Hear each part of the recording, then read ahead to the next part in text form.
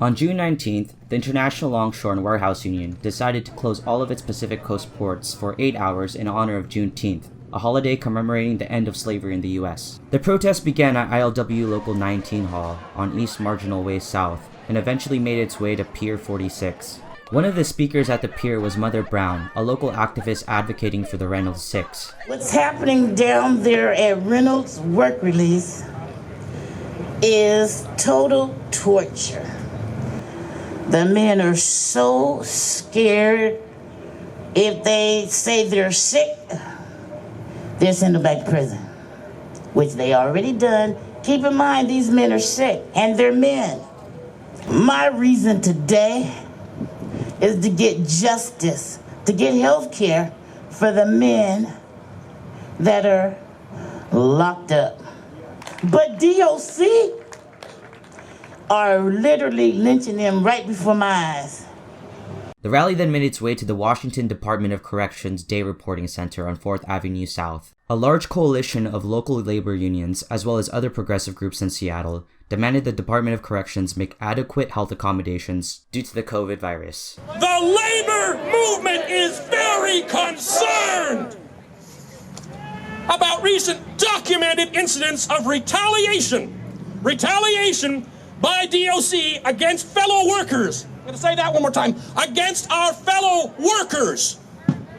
ILW Local 52, ILW Local 19, Coastwide African American Longshore Coalition, Million Worker March Movement, APRI Seattle, UFCW Local 21, not this time, the Laborers Local 242, Bayan Seattle, COVID-19 Mutual Aid Seattle, Owls, United Black Clergy, Seattle International League of People Struggle, the Committee to Stop Police Terror and End Systemic Racism in solidarity with the Northern California and Southern California District Councils of the ILW, and many, many more.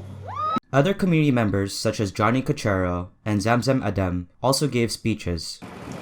Today marks a very sad day for the first man to pass away incarcerated from COVID-19 yesterday, a black Latino, Victor Bueno, 63 years old. He was supposed to get out in September, totally 90 days, and he passed away because they wouldn't let him go because they didn't do the right things to keep him safe and protected from this virus. You have the Reynolds 6. Are you kidding me? You're gonna send him back for what? Let these guys go. Let them go. My name is Zamzam. We are standing here in front of you today as concerned family members with other mothers as presented who have been deeply impacted by the negligent and retaliatory actions of the Department of Corrections right here in downtown Seattle. Our loved ones were in Reynolds Work Release just a couple of blocks from here. They completed their sentences. They were happy to be in their communities, reunited with their loved ones, and working at various companies in Seattle. As we all were told to stay home to reduce the spread of the deadly coronavirus, the Department of Corrections told our loved ones to go to work. DOC did not provide our loved ones with PPE. They were not provided with adequate testing. They were actually threatened to be sent back to prison if they tested positive.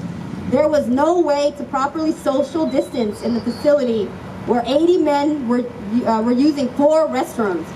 Due to their medical negligence, there was an outbreak at the facility.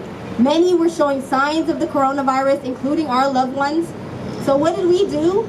We used our constitutional rights to freedom of speech and participated in a short, peaceful demonstration on May 1st in front of Reynolds Work Release. Just hours after my sister spoke, my baby brother and their sons were sent back to prison in the midst of a global pandemic for using the restroom.